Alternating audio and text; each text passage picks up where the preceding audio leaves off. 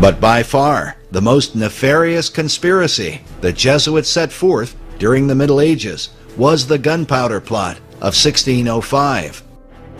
The Gunpowder Plot came about because when Elizabeth I died in 1603, Rome was very interested to have a Catholic monarch on the throne. And the Pope at the time sent the Jesuit provincial Father Henry Garnet of England 2 bulls which set out this strategy and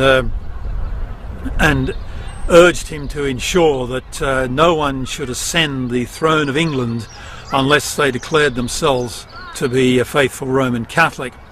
What happened, of course, was that James I, when he ascended the throne, he declared himself to be a Protestant, and therefore Rome decided that he had to be removed.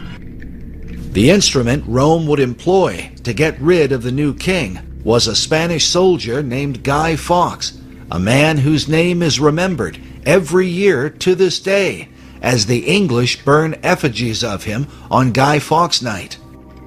Why? Because Fawkes planted some 36 barrels of gunpowder beneath the Houses of Parliament, intending to blow up King James and the entire government of England. Out of the chaos that would follow, Rome and her Jesuit order had planned to re-establish control of the country.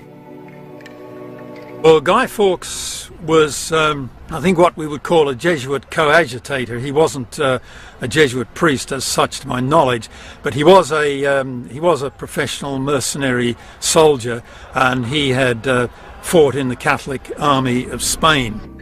Fawkes was discovered just moments before detonating the gunpowder, in what the English people clearly saw as an act of God. Fawkes was publicly executed, as was his fellow conspirator, the Jesuit provincial Henry Garnet. But Garnet was not the only Jesuit to be involved in the plot. At the trial, the esteemed lawyer Sir Edward Coke said, "I never knew a treason without a Romish priest, but in this there are very many Jesuits who are known. Garnet in England, Cresswell in Spain, Baldwin in Flanders, Parsons at Rome. So the principal offenders are the seducing Jesuits, men that use the most sacred and blessed name of Jesus as a mantle to cover all manner of wickedness." Tupper Saucy writes that during this era, the play Macbeth by William Shakespeare was actually a so-called powder play, commemorating the Gunpowder Plot, and that Macbeth is an elaborate condemnation of the Jesuits as Satanists, murderers, and witches.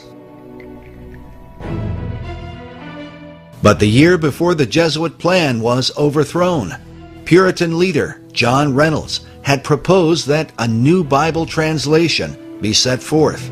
King James gave his approval, and the work began on the King James Bible. Was it just a coincidence that 1 year later the gunpowder treason took place? Certainly, an expected outcome of a successful plot would be that all work on the new Bible translation, which was taking place at that time, started in 1604, that all that work would be terminated, and terminated permanently. There's no doubt in my mind that that is what the Jesuits intended as well. But by the grace of God, the Gunpowder Plot was overthrown, and King James would survive to see the famous Bible that would bear his name come to completion.